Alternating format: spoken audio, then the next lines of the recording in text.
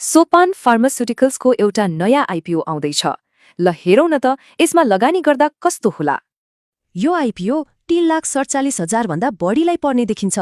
यो त एकदमै ठूलो अवसर हो। यसको मतलब देशभरका साना लगानीकर्ताहरूको लागि पनि एउटा राम्रो मौका आएको छ। तर यो सोपान फार्मास्युटिकल्स आखिर हो तरी के काम गर्छ यो कम्पनीले?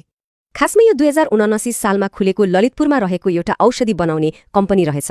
उनीहरूको मुख्य लक्ष्य भनेको सस्तोमा राम्रो औषधि बनाएर नेपालकै उत्कृष्ट बन्ने हो।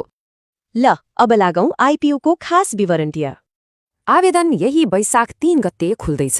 कम्तीमा 10 किताको लागि आवेदन दिन सकिन्छ।